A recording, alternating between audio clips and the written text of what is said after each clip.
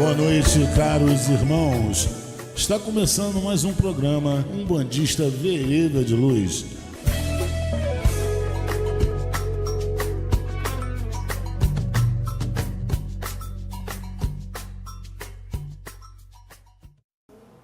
Boa noite, ouvinte da Rádio Sena. Está começando mais um programa Vereda de Luz com o quadro Objetos e Rituais da Umbanda, com Reinaldo do Saravá do Jovem. Boa noite, Reinaldo. Boa noite, mãe Denise. Boa noite aos nossos ouvintes, as pessoas que estão assistindo a gente pela live.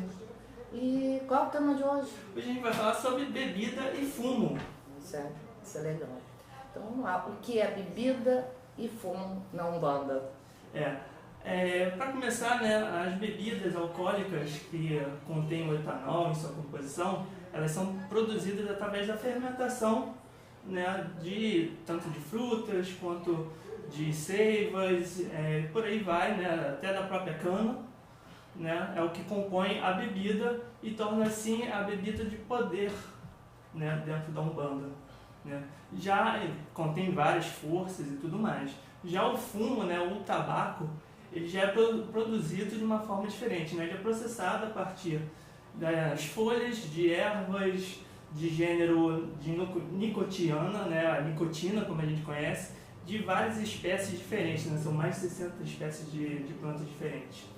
E aí, dentro disso daí, ela é considerada uma erva de poder, como a bebida é considerada uma bebida de poder.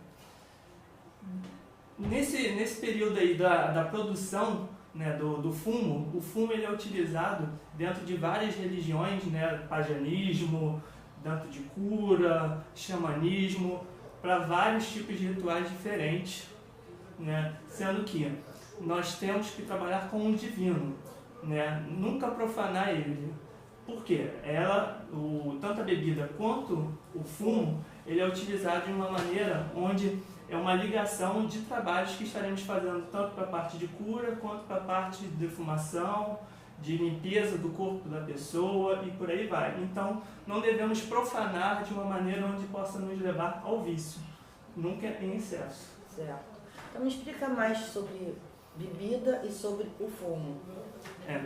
O álcool em si, ele possui o elemento água, né? Provém do vegetal, né, a cana, e que sustenta na terra, altamente volátil, né, no ar, considerando como o fogo líquido, né? No entanto, quando a gente utiliza o álcool para muita coisa, ele queima rapidamente, né? Já o fumo ele vem do vegetal, que traz o elemento terra e água, né? Também utilizado no fumo como defumação, traz o elemento ar e fogo. Então ele tem ali praticamente os 4 elementos, né?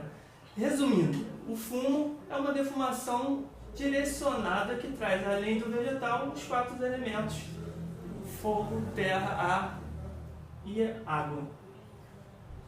E como o fumo é utilizado na Umbanda, né?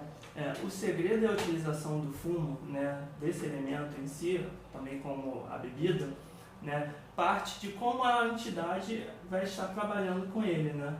O modo que a fumaça é direcionada, né, os segredos que ela vai estar trabalhando, né? O fumo como disse, é uma erva tradicional terapêutica que desde o seu plantio, né, o momento que você está ali plantando aquela sementinha para o crescimento e a colheita em si, ele vai estar pegando todas aquelas energias que ela vai estar recebendo do sol, infravermelhos, ultravioleta, as energias todas que ela vai estar captando do solo, até o momento da sua colheita, vai estar gerando toda uma carga forte etérea, né, onde a entidade ali vai poder estar trabalhando com aquela energia para estar fazendo todos os seus trabalhos, desde um defumador a limpeza astral que precise do consulente que precise, né? Isso ele vai usar através do cigarro, né? Do charuto, do cachimbo. Isso, e lembrando também que a queima do tabaco, ela não traz o vício do tabagismo em si, porque a entidade, ela não traga a fumaça, não traga, ela vai puxar aquela fumaça e vai para forajar ela de novo, né? Seja no consulente ou seja no ar. Então ela não vai estar tragando aquilo dali, causando um vício na pessoa. E a bebida, como que ela é utilizada na Umbanda? A bebida já é um pouco mais séria dentro da Umbanda, né?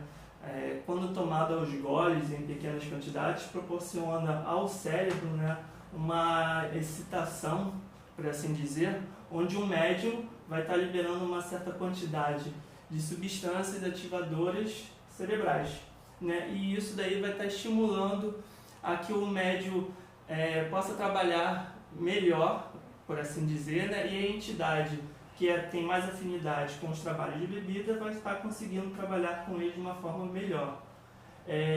Dentro da questão das entidades que trabalham com bebida, né, que é a questão dos Exus, né, muitos trabalham utilizando bebida por ter não uma afinidade, mas porque eles têm essa propriedade dentro deles, para poder estar trabalhando com isso daí. Então alguns Exus eles vão estar utilizando para trabalhos onde vão estar fazendo só a limpeza do médium, tanto externo quanto interno, como também podem estar ali fazendo algum trabalho de segurança, ou então dentro de uma tronqueira que pode estar precisando para algum ponto. Mas não precisa ser bebendo, né? Não precisa ser bebendo. E qual é a função então do álcool e do fumo? Do álcool e do fumo. Todos os dois têm, o médium, por assim dizer, tem tanto um quanto o outro, são utilizados para desagregar as energias negativas dentro do médium, dentro da casa, ou daquele consulente que estiver buscando a ajuda ali. Como eu falei, o fumo ele pode estar fazendo uma defumação e limpando o local, como a bebida ela pode simplesmente estar agindo. Ela também pode absorver, a bebida ela absorve, né, aquela negatividade do local. Isso. Como eu falei na questão anterior, né, ela pode estar indo para um ponto de segurança da casa e estar absorvendo toda aquela energia. Vai depender mais de como eles vão estar sendo empregados. Você é a favor de médium menor de idade incorporado beber e fumar? Isso daí é uma questão bem séria, porque menor de idade não deve beber, né? Quem tem menos de 18 anos, a legislação já fala, é proibido o consumo de bebida alcoólica. Então, dentro de um centro que está oferecendo para um adolescente que não tem a sua idade maiorial, oferecendo bebida ou fumo, isso contra a lei, né? Já está indo contra a lei, e isso pode sujar o nome da Umbanda, né? Com processos judiciais, né? Porque vai que o pai e a mãe não autorizaram aquilo ali e o centro está lá oferecendo para eles. Verdade. Então a religião não pode passar por cima da legislação, porque tem uma série de agravantes que podem vir dar problema, né? O ideal é até que aquele menor que está dentro da casa onde os pais não frequentam tenha alguma autorização dos pais para estar exercendo algumas atividades dentro da casa. Certo. Então você acha que a bebida e o fumo eles são indispensáveis? Não, eles não são indispensáveis. Não por uma opção de não poder fumar ou não poder beber. Isso daí é uma questão do médium e o guia vai ter que respeitar se ele quer fumar ou não. Né? Até porque o guia ali, ele não precisa estar consumindo diretamente o fumo e a bebida. Ele pode simplesmente estar pedindo para que deixe ali nas oferendas, ou então que deixe no copo, no coeté ali do lado dele, para ele estar fazendo os trabalhos dele. Assim, como eu disse, não é uma questão de você não estar podendo trabalhar com o fumo e a bebida direto. Pode ter casa que vai ser mais rigorosa e falar, ó, médio que não for feito não vai beber, ou então vai beber só uns golinhos, né? Ou fumar só um cigarro. Eles podem, mas também vai do médium e o guia tem que respeitar isso. E você acha que o fumo e a bebida, assim, dado as pessoas assim, sem controle, pode causar vício ao médium? Depende da situação. Por que depende da situação? Porque às vezes o médium já possui o vício da bebida e do fumo. Ou não só possui o vício, mas simplesmente ele gosta de beber de vez em quando, ou gosta de fumar de vez em quando, não em excesso, né? Mas aí o que acontece? Lá no subconsciente dele, ele pode fazer de uma forma, se aproveitar da situação sem querer e expressar para o guia, achando que o guia tem que beber e fumar, e aí ele vai estar gerando aquele vício para ele, de uma forma inconsciente. Muito acontece na questão do animismo, né, que às vezes a pessoa não está consciente totalmente, acha que está com guia e aí consome aquilo dali e gera um vício. Quer dizer, aí acaba com o quê? A entidade que não possui aquele hábito de ficar fumando e bebendo exageradamente, vai estar fumando e bebendo exageradamente e prejudicando o médium, porque o médium está de uma forma inconsciente trabalhando com aquilo, né? Tirando proveito da incorporação. E o que acontece no final? Ele pode estar atraindo os espíritos ruins e malignos para próximo dele e prejudicando ele, ou até mesmo a roda ali na hora. É verdade. As pessoas veem Exu como uma entidade que adora beber e fumar. Você acha isso certo? Não acho não, Annelise. Por quê? As entidades da Umbanda não têm vício e nem apego por esses elementos, né, da bebida e do fumo. E em muitos casos, né, eles são associados porque eles são um povo mais brincalhão, um povo mais divertido, né, que tem um contato, tem uma energia vibratória mais próxima da Terra, e aí eles têm esse consumo de estar utilizando a bebida e o fumo. Mas eles utilizam, como eu falei, por uma questão de trabalho.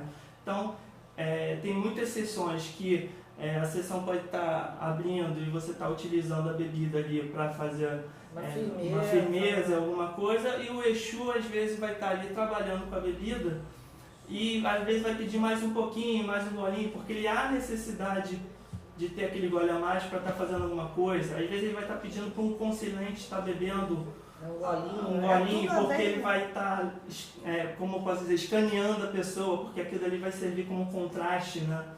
Para poder estar vendo melhor o que se passa na pessoa. Então, não é certo dizer que o Exu, né, não só o Exu, mas todas as linhas intermediárias que trabalham com bebida e fumo, né, são apegados, né, a isso e deveriam estar fumando. Porque tem Exu que simplesmente pode não querer beber, vai beber água e não vai gostar do gosto da cachaça. Pois é. Aí você falou tanto dessa coisa, então a função da bebida do Exu é? A função da bebida do Essa Exu? Bebida basicamente ele vai estar ali para gerar toda aquela atração de energias negativas que podem estar ali naquela hora, naquele ambiente. Absorver, limpar o ambiente, limpar o médium, né? E catalisar, né, toda aquela energia que possa estar brandando ali na hora. Então, é mais por uma questão de limpeza e absorção de toda a parte negativa do que propriamente um vício, por assim dizer. Aí você vê, as entidades então utilizam fumo e o álcool. É um trabalho, né? É um trabalho magístico, não é um... Não, eles não têm, como eu falei, não têm esse apego. Então, ele pode não estar utilizando para nada e o corpo está ali parado e mesmo assim está fazendo uma função de trabalho. O cigarro, então é um trabalho, é usado o poder magístico ali para limpar, descarregar, auxiliar. Ele vai dar aquela baforada dele para poder fazer a defumação no ambiente. Não como vício, até porque o vício é uma fraqueza da matéria, né? Até estudos que eu fiz, né, em questão até do Saravá, do último programa que foi sobre vício, né, o vício ele não está atranhado à matéria, ele já fica atranhado ao espírito. Então é o espírito que busca esse vício. Então se a gente está ali como médium trabalhando, a gente acaba atrapalhando a entidade a trabalhar com as ferramentas que ela costuma utilizar, né, com a bebida e o fumo, por conta de um vício que já está impregnado. Logo, a gente não pode estar habituado, apto a trabalhar na Umbanda se a gente possui esses vícios. Você falou, você estava falando do fumo e da bebida, que eles têm alguns elementos, né, que são utilizados. Sim. Quais são esses elementos que existem no fumo e na bebida? A folha de fumo, né, é uma erva, né, portanto temos aí o elemento vegetal, que quando queima na brasa temos mais um elemento que é o ígno, né, E a partir do momento que ela gera fumaça, nós já temos o elemento eólico, né? Então só aí a gente já tem 3 elementos, né? O ígneo, o eólico e o vegetal. Você já tinha falado, agora você está dando uma explicação mais... Isso. Então assim, eu dei um resumão no início, mas tá agora ele já vem se aproximando. Então, tanto o charuto, quanto o cigarro, ou até mesmo o cachimbo, ele vai trabalhar nesses estágios, né? Tanto para defumar o ambiente, quanto para purificar ou proteger ele. Já a bebida, né, ou o marafo, como muita gente chama, né, já parte da extração de alguma planta, né? Tem planta, vai ser da cana, né? A cerveja, como tem alguns que bebem, vai ser da cevada, então vai ser direto da extração da planta. Então nós já temos aí o elemento vegetal, juntamente com um elemento mineral que seria a água, né? Mas por que a gente tem esses dois trabalhando, só esses dois elementos? Porque é uma coisa mais simples, mas é muito mais apegada, né? A parte da bebida, como eu falei, é chamada de líquido de fogo, né? Então ele vai ter como eu posso dizer, uma concentração de substâncias muito mais forte do que o fumo. Logo, ele vai direto nos pontos da vegetação que tem essa substância mais forte, né? Que é na questão a extração da cana ou de alguma outra planta aí. Tem pessoas que falam que por a entidade gosta de beber e fumar, elas não são evoluídas o suficiente. Você concorda com isso? Olha, nenhum nem outro, né? Eu acho que a entidade que se utiliza da bebida e do fumo, né, eles se utilizam, como a gente falou, por um motivo, né? Eles não vão deixar de ser evoluídos, né, por conta de estarem utilizando ali essas ferramentas para estarem fazendo o trabalho. A grande questão realmente é o médium, que pode estar perdendo o controle por conta de algum vício que ele pode estar tendo e não saber trabalhar direito com essas ferramentas de trabalho. E aí, lógico, vai estar atraindo energia negativa, vai estar se afinizando mais com entidades, né, com espíritos negativos, né, que tem essa parte de vícios, né, então ficam ali girando por perto, procurando alguém que esteja utilizando desse vício, né, e deixam de fazer o seu real trabalho, que é a questão de limpeza, descarregar o ambiente, o consciente. Então, assim, como eu disse, a entidade ela não é menos evoluída por conta de você estar utilizando as bebidas ou não. É o médium que não é preparado. É o médium que não está preparado. E isso daí é uma questão do centro, do pai ou mãe de santo, dos cambonos, estarem dosando e disciplinando tanto o médium quanto a entidade ali, que às vezes pode estar se exagerando e não é bem isso. Claro que a entidade não tem culpa, mas às vezes ela está sendo induzida pelo médium de uma forma inconsciente. Aí já não acho, discordo, porque eu acho que aí é o médium, não a entidade. Sim, com certeza. A entidade sabe até onde ela vai e qual é o limite dela. A entidade não vai ter culpa ali na hora por uma indução do próprio médium. Eu não acho que nem tocar que foi entidade, porque eu acho que isso aí é cabeça de médium. Tá? Você acha que todos os médiuns incorporados eles podem beber e fumar? Olha, poder pode, como a gente falou, vai ser uma disciplina do médium, porque você não pode chegar para o médium que está entrando... Desculpa, mas eu discordo que todos os médiuns incorporados possam beber e fumar. Não, como eu ia complementar, a gente não pode chegar para o médico que está entrando hoje na casa e dar bebida e fumo, né? Ele tem que passar por uma série de rituais... Então não é todos que estão incorporados possam beber e fumar, né? Vão ter que estar preparados para isso, justamente para não acontecer o que você falou antes. Sim, o médium claro. mal preparado, está enchendo a cara, fumando demais, em excesso certeza. e achar que é entidade. Por isso tem que estar preparado. Preparado, com certeza. Mas como eu falei, o médium pode estar bebendo, pode estar fumando, pode. Mas ele tem que passar pelos rituais da casa, ele tem que ser liberado pelos dirigentes da casa para ele estar exercendo esse tipo de bebida. A gente não vai dar uma bebida e um fumo para aquele médico que está começando hoje numa sessão ou tem uma semana ou um mês de casa. Então, assim, até os próprios cambonos, ele tem que saber dosar a quantidade de bebida e fumo que vai estar liberando pro médico. Porque às vezes o pai e a mãe de santo falam, olha só, é só 2 dedinhos e o cambono está botando no quarto. Que todos os médicos incorporados podem beber e fumar, então seria não, né? E você me falou sim. Então é não. A pergunta seria, a resposta que você teria que dar seria não. Não, que eles têm que estar preparados, passado pelos rituais para poder vir. Então nem todos que estão incorporados podem beber e fumar. Né? Então vamos falar assim, agora você me dá a sua opinião aí, vamos ver se eu concordo também. Né? Por que o médium tem que beber? Por que o médium tem que beber? Quer dizer, o médium incorporado, né? Médium incorporado. Isso daí é uma questão simples, né? Quando a gente incorpora, né, a entidade que está ali trabalhando com a gente, ela consome muito nosso ectoplasma, muita energia.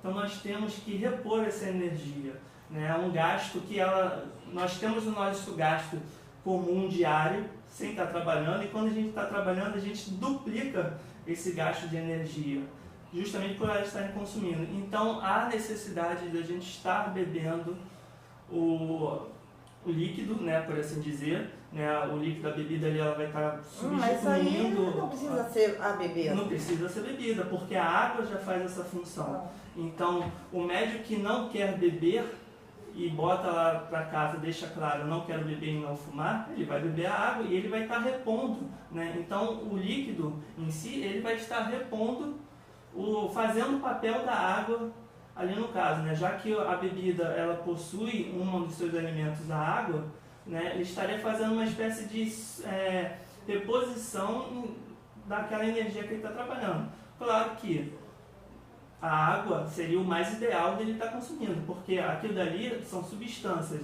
Mesmo que o médium beba, as substâncias elas continuam no corpo do médium. Aquilo dali ainda pode estar fazendo mal, mesmo que não esteja trazendo um vício diretamente.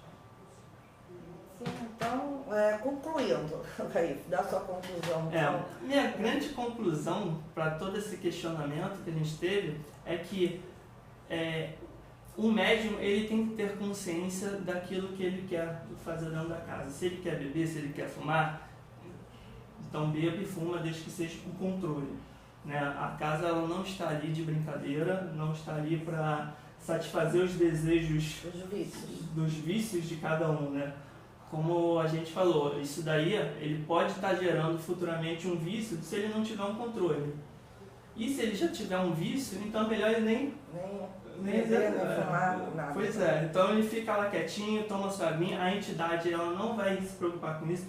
Claro que a entidade que não estiver trabalhando com o seu fumo e com sua bebida, ela vai demorar mais um pouquinho para fazer as coisas, mas vai fazer. Mas ela não depende disso para fazer o trabalho dela. Pois é, ela não é obrigatória, então não é uma coisa obrigatória. Mas, assim, ela vai estar fazendo o seu trabalho, então é uma questão de escolha. Se você quer utilizar as ferramentas do fumo e da bebida, que seja com moderação e não venha sujar o nome da casa. Porque não é a quantidade que a entidade bebe ou fuma que vai dizer que ela está presente ali, tá?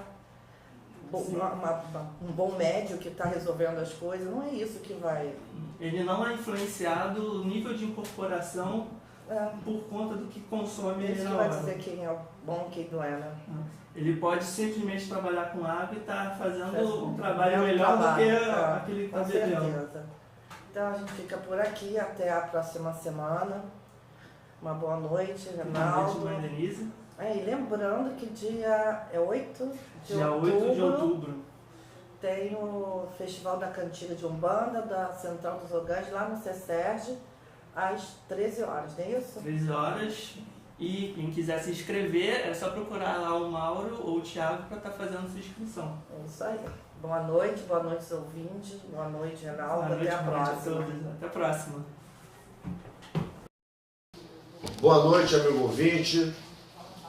Boa noite, irmãos de fé e de axé. Mais uma vez a gente está aqui, né, para apresentar o nosso quadro Falando de Umbanda, dentro do programa Vereda de Luz. E como sempre, a gente aborda um tema. E na quarta-feira passada, quando eu falei da missão umbandista, né, eu citei que eu gostaria de falar sobre essa questão de intolerância religiosa, tá muito em voga, né? Mas é engraçado quando a gente fala de intolerância religiosa. Parece que isso aguça as pessoas, parece que isso provoca as pessoas de uma maneira assim, eu diria até que tem ação espiritual por trás disso. Porque o número de casos de intolerância aumenta, é impressionante. E assim, em todos os níveis. E aquilo que eu falei, eu não vou falar só de intolerância de algumas igrejas evangélicas, de algumas seitas evangélicas, né, ou de alguns pastores inescrupulosos que vivem atacando as religiões de origem, de raiz africana e a religião católica. Não. Eu tenho percebido manifestação de intolerância de toda espécie. Até dentro das religiões de matriz africana. É um se metendo na religião do outro. Sabe? Eu costumo dizer o seguinte, se eu me iniciei no sacerdócio católico, eu vou rezar missa. Se eu me iniciei lá no sacerdócio dos evangélicos, eu vou pregar culto. Se eu me iniciei no sacerdócio umbandista, sabe? Eu vou dirigir as sessões de Umbanda. Se eu me iniciei no sacerdócio budista, eu vou lá para o ritual budista, dirigir o ritual budista. Se eu sou de alguma nação de candomblé, sou iniciado,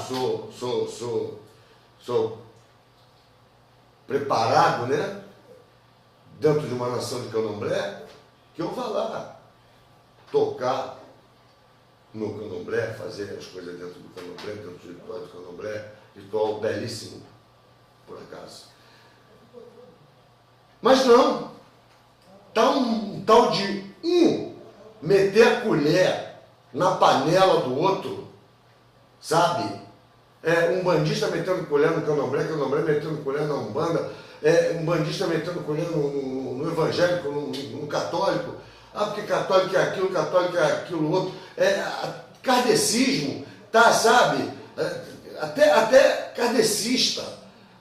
Tem um irmão nosso, né? O pai Júnior Dochas, que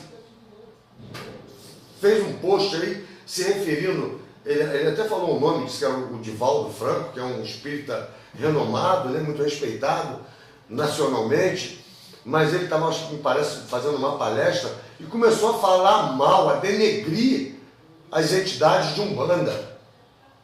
Pelo amor de Deus, ele é um homem culto, é um homem de mente aberta, esclarecida, sabe? Ele poderia até se orientar pelas palavras do Chico Xavier.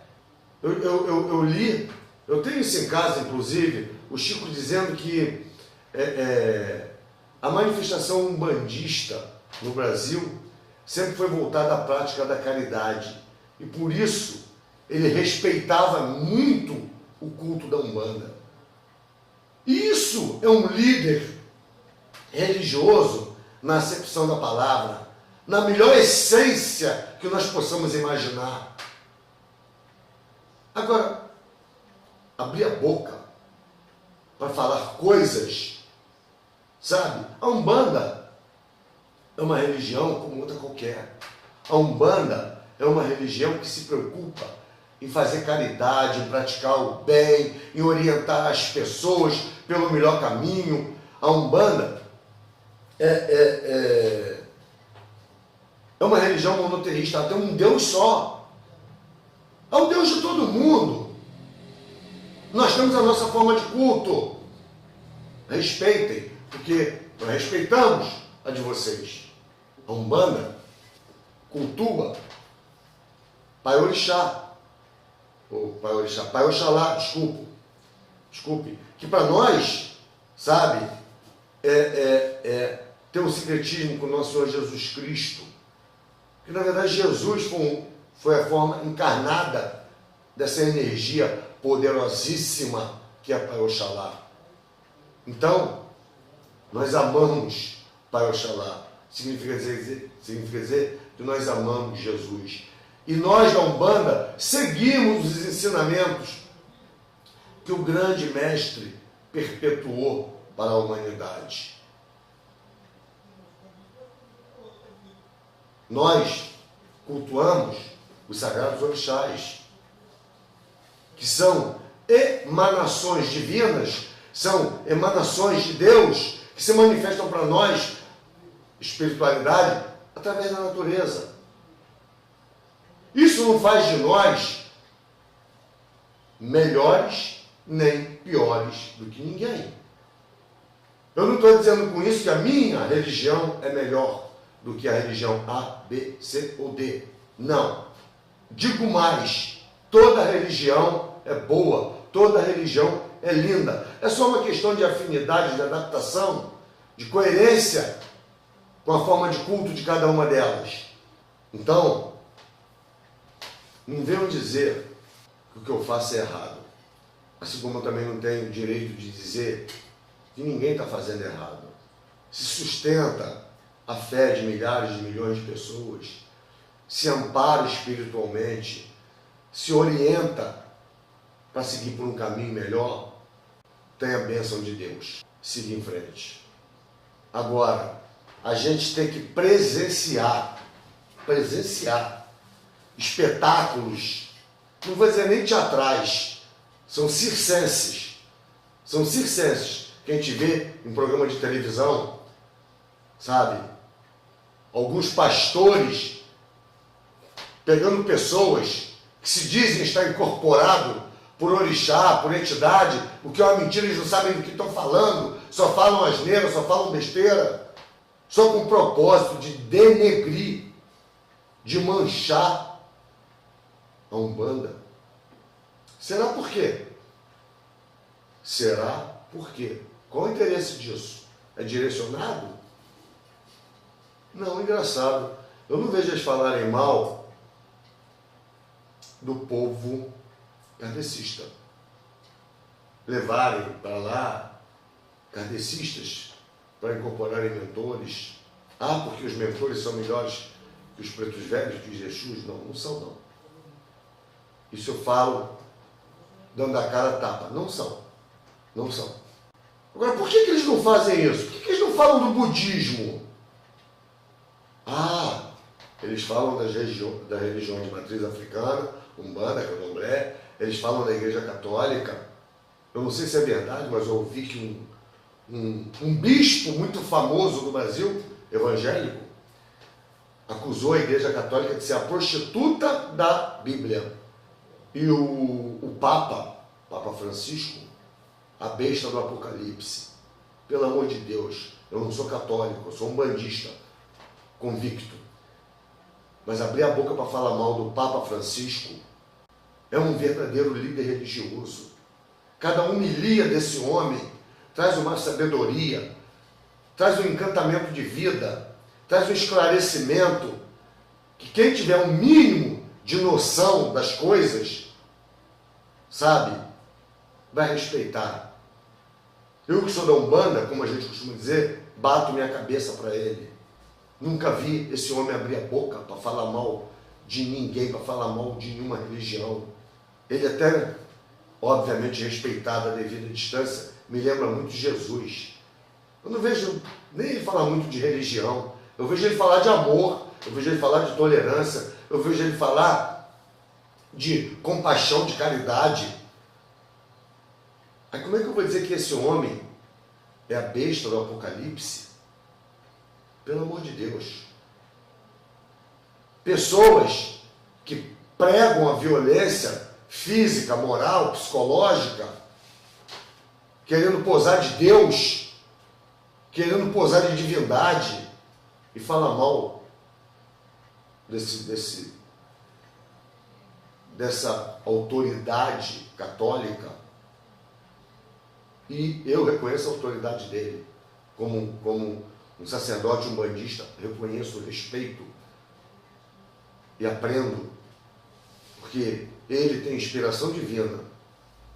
As palavras dele, com certeza, vêm do alto do Altíssimo, vem daquilo que é mais divino, que é mais sagrado. Aquilo ali são palavras trazidas por Jesus, por nosso Pai Oxalá.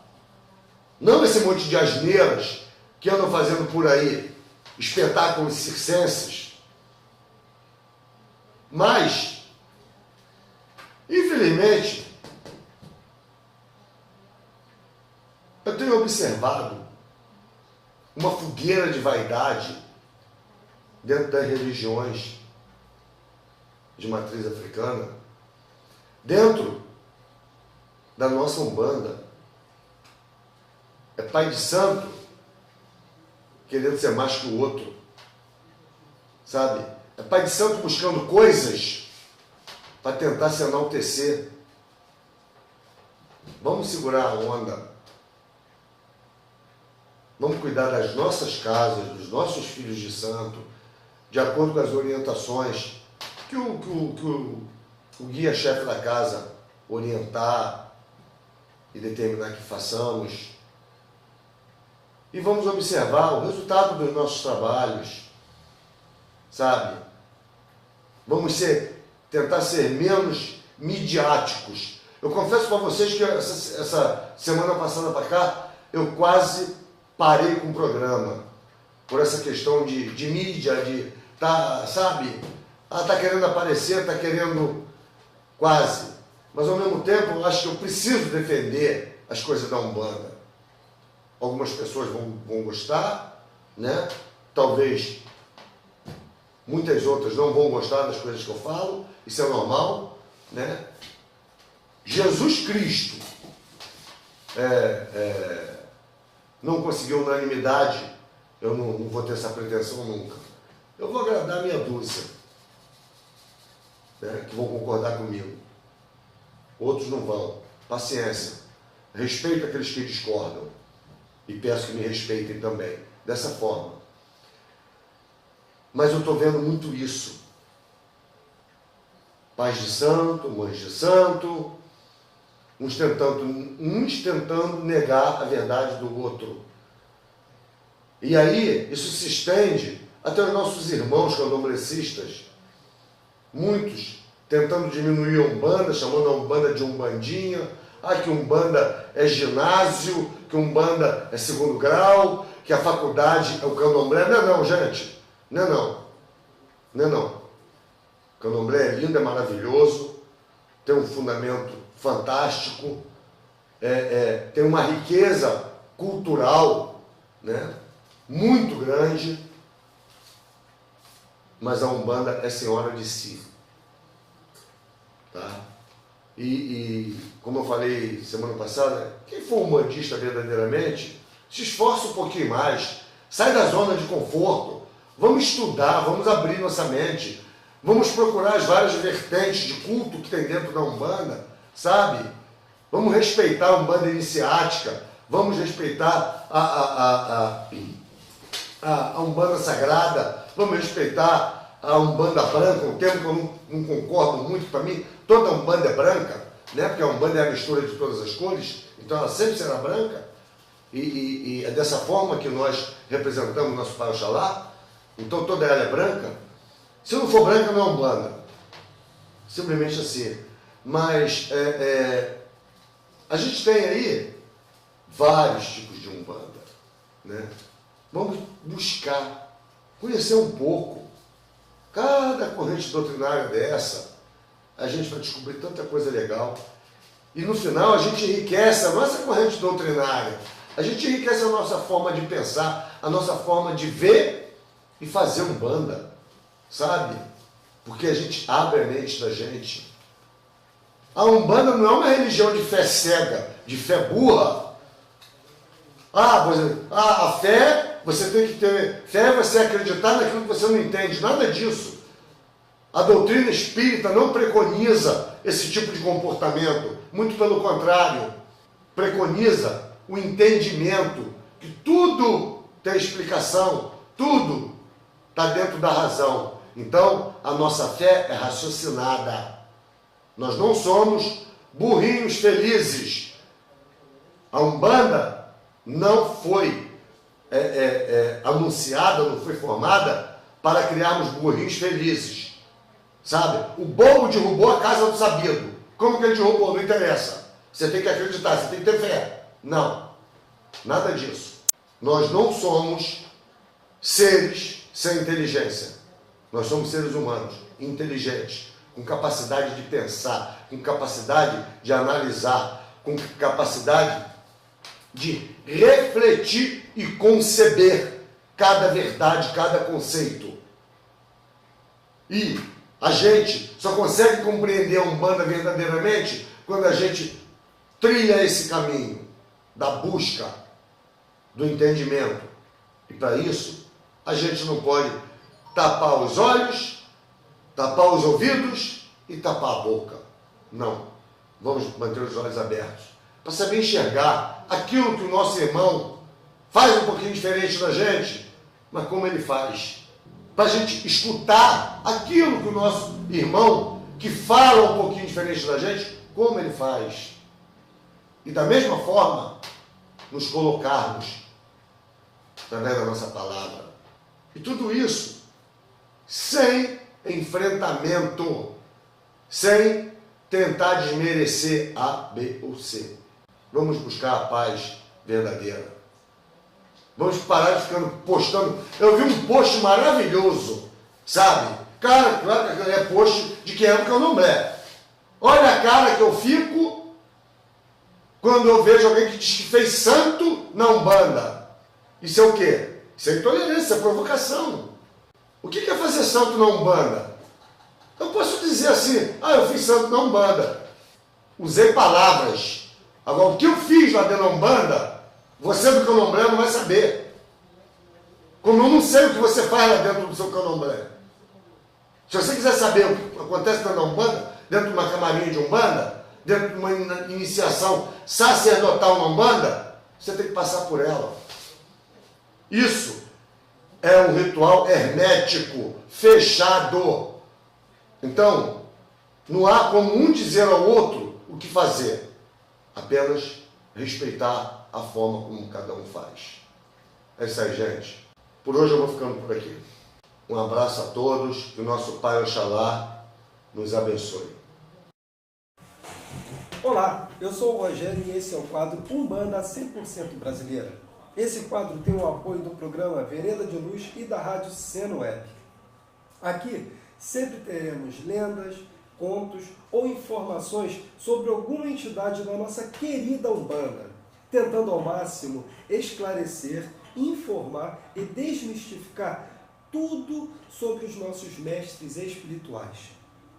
Essas mesmas histórias e informações estão na nossa página e grupo do Facebook Umbanda 100% Brasileira. Siga e curtam nossa página e grupo para ficarem sempre por dentro de tudo que eu falarei aqui. Bom, hoje eu falarei sobre Nossa Senhora da Glória, né? No dia 15 de agosto foi comemorado, né, o dia de Nossa Senhora da Glória, dentro da Umbanda Iemanjá. Nossa Senhora da Glória é o título que se refere às 3 verdades de fé professadas pela Igreja Católica. A dormição de Nossa Senhora, sua assunção ao céu em corpo e alma, sua glorificação como Rainha do céu e da terra. São o 4º e o 5º mistério gloriosos do terço, né? A dominação de Maria é uma verdade de fé professada pela Igreja. Segundo a tradição católica, Maria faleceu por volta dos 58 anos de idade em Jerusalém. Após a sua morte, seu corpo foi velado com grande emoção e vigílias pelos cristãos. Vários apóstolos vieram de longe para se despedirem da Mãe do Salvador. Depois que seu corpo foi sepultado, provavelmente no Horto das Oliveiras, né, o túmulo de Nossa Senhora da Glória fica vazio.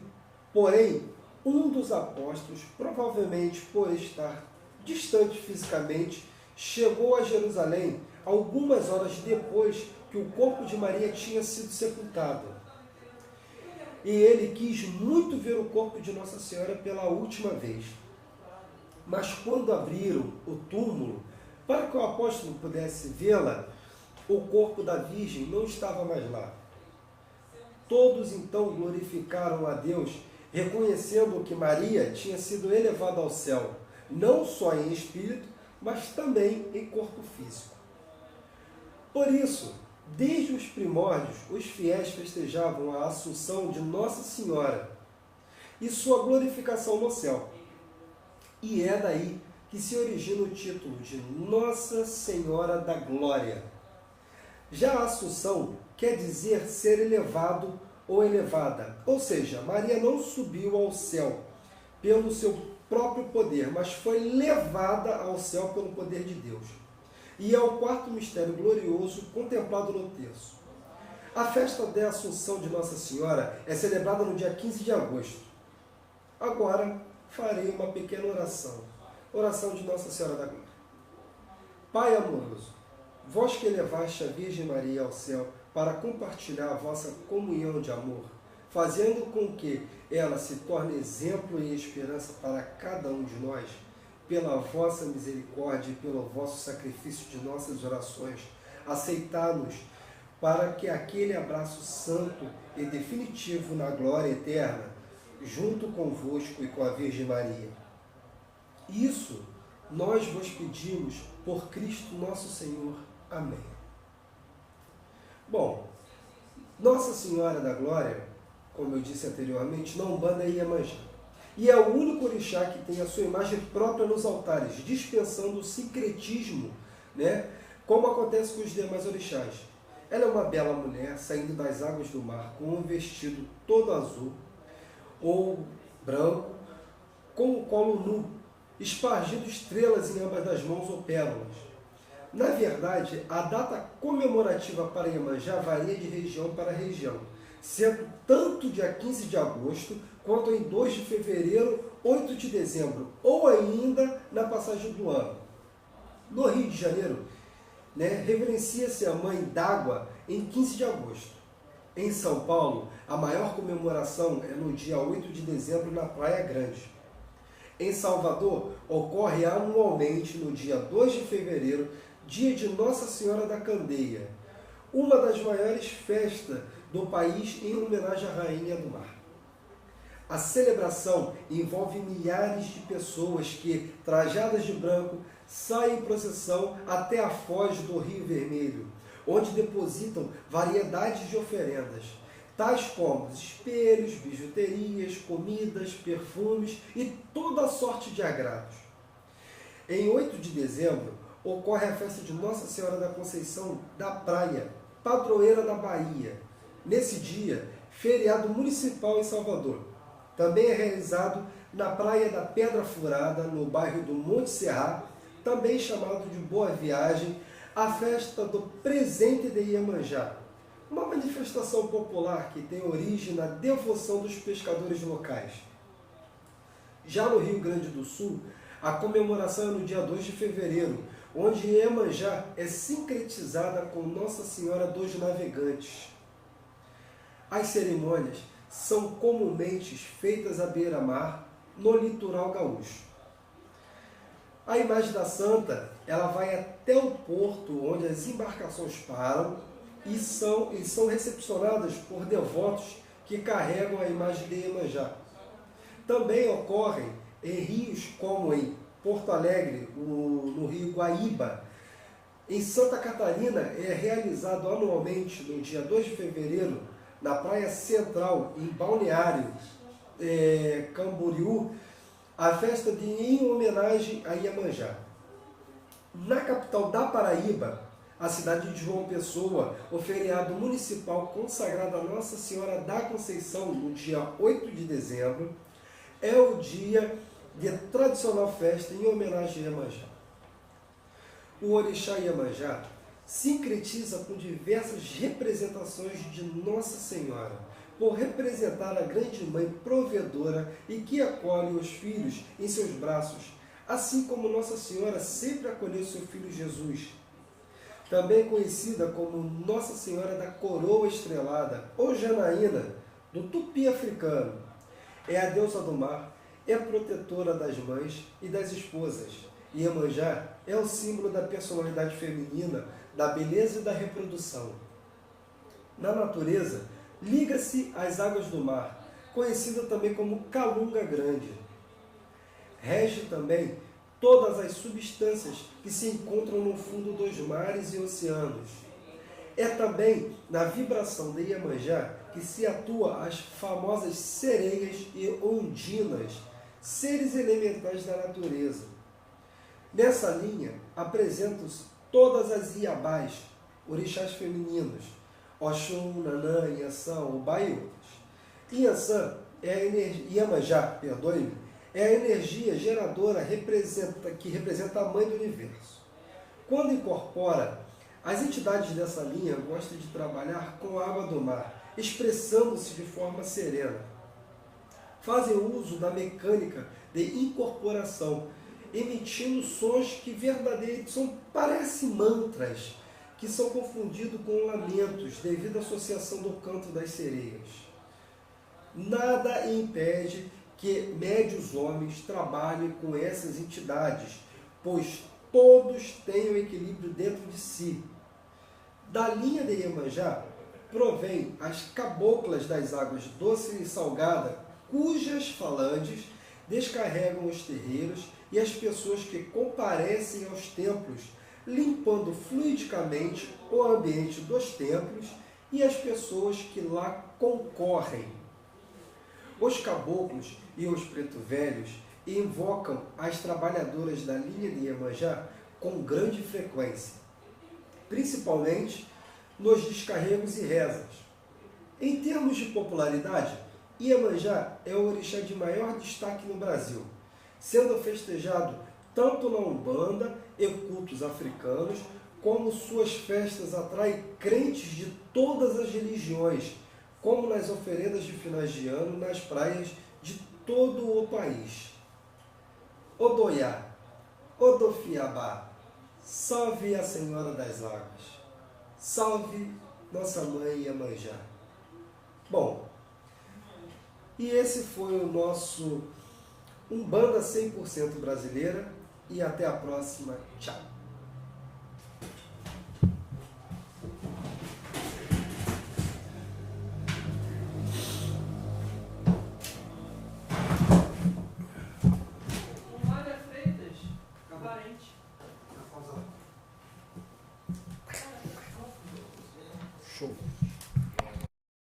Boa noite, ouvinte.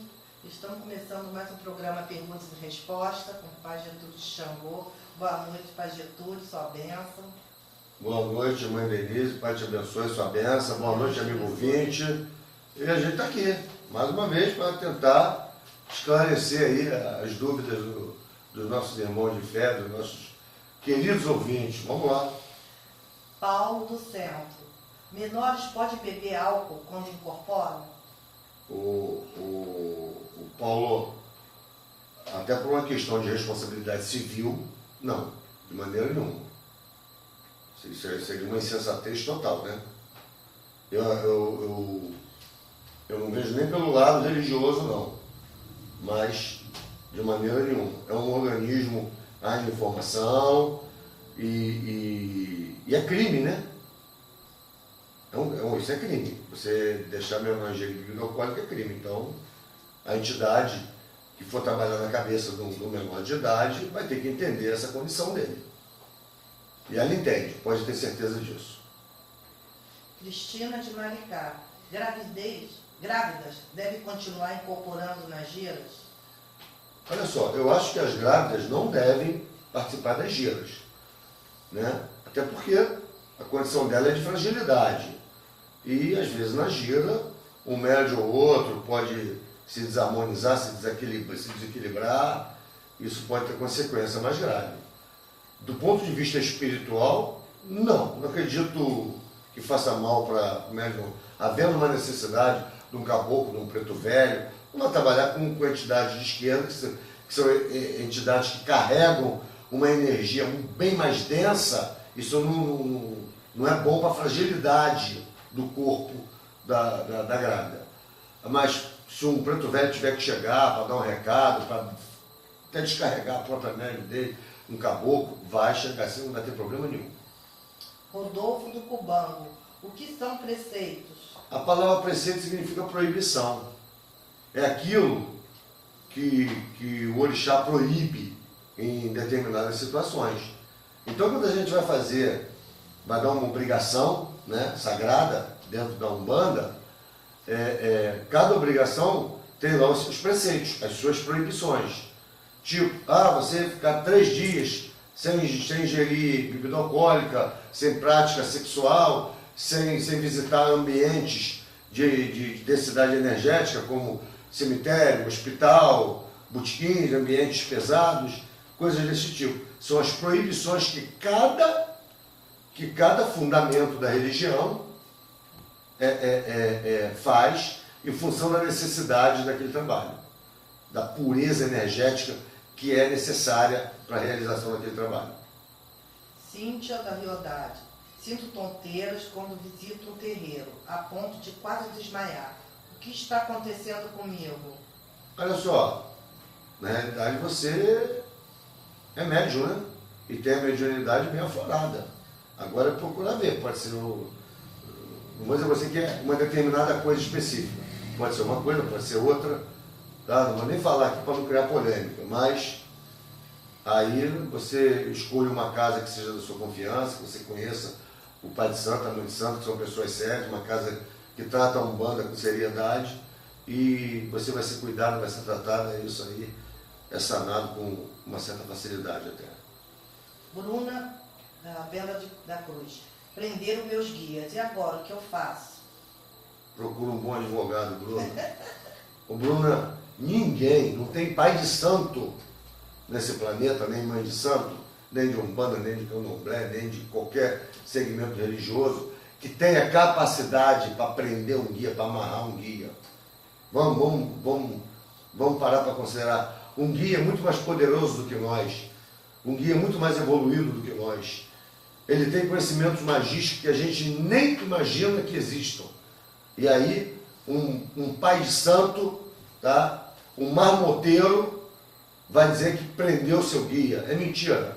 Ele pode sim criar uma autossugestão na sua cabeça.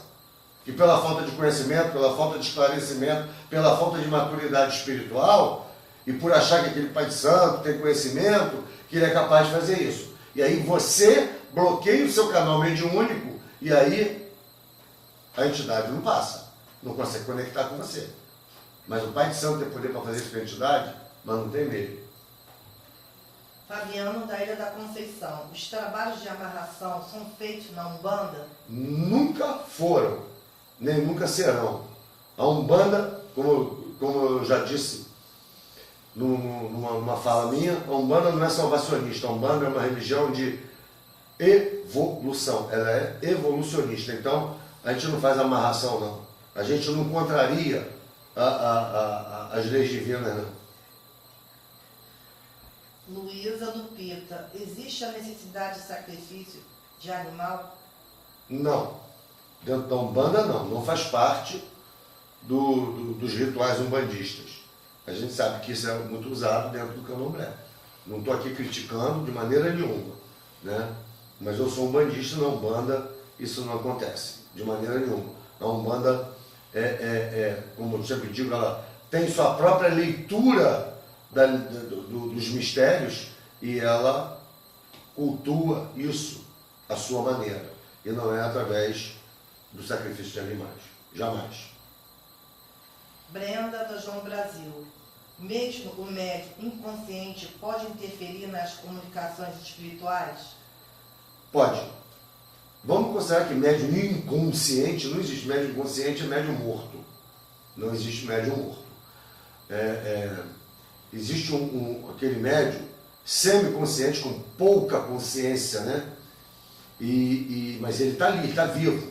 Como eu gosto de dizer, a incorporação é uma simbiose. É a fusão de 2 seres que formam um terceiro ser. E o ânima do médium, que é o conjunto de sentimentos, de pensamentos, sensações, alegrias, frustrações, sempre vai estar presente nesse processo de incorporação, sempre. Então, a qualidade do médium vai refletir a qualidade da incorporação. José da Engenhoca. Existe uma hierarquia na Umbanda? Sim, a Umbanda não é um bando. Né? Nós temos hierarquia, existe ordem, né? Então você tem, se você for partir para o plano material, você tem lá a figura do pai de santo, da mãe de santo, que é a autoridade maior dentro de um terreiro. Você tem a mãe pequena, o pai pequeno, você tem o Ogã, você tem Cambone, você tem uma série de cargos e funções dentro de um terreiro que determina essa hierarquia. Jacira do Centro. Qual é o papel do Ogã na Umbanda? Fantástico, importantíssimo, importantíssimo. Não vamos confundir Ogã com tabaqueiro, tá? Na Umbanda, o Ogã é aquele que bate a tabaque, né? Mas o Ogã mesmo é aquele que é o chefe da curimba, é aquele que tem intuição, que enxerga, gira, que percebe as energias que estão ativas, circulantes dentro do terreiro. Ele é um auxiliar direto do pai de santo, da mãe de santo, ou quem estiver conduzindo os trabalhos dentro do terreiro, porque a mediunidade dele é muito presente, apesar dele não incorporar, mas o povo dele está sempre do lado dele, intuindo, passando intuição, dando sensibilidade, e ele percebe. Eu posso falar isso porque eu sou um privilegiado. Eu tenho um chefe de curimba dentro da minha casa que ele é assim, maravilhoso. Ele sabe manter uma gira lá em cima. Ele sabe segurar a pemba, como a gente diz. Acabou as perguntas de hoje. Continue mandando suas perguntas. Só por uma questão de justiça, é Selmo de Ogum, né? A gente lá chama de Júnior, né? Mas ele foi levantado por Oxalá. É um Ogã maravilhoso. Continue mandando suas perguntas pelo e-mail veredadeluz@gmail ou pelo Face do programa Vereda de Luz. Boa noite, Pai Getúlio, mais uma vez obrigada. Boa noite, Mãe Denise, sua benção. Deus te abençoe, tua benção também. Boa noite aos nossos amigos ouvintes. E antes que eu esqueça, boa noite, meu pai Ogã, sua benção, né? Obrigado por tudo. E que tenhamos uma semana abençoada. Só lembrando aqui, gente, que dia 8 de outubro Opa, imperdível. é o evento das cantigas de Umbanda do pessoal da Central dos Ogãs, no CECERT. Não perca, vai ser maravilhoso. Eu vou. Eu também vou. Um beijo para todos, um beijo para Mauro. A Rádio Centro vai estar lá, meu presente. Então até semana que vem, gente.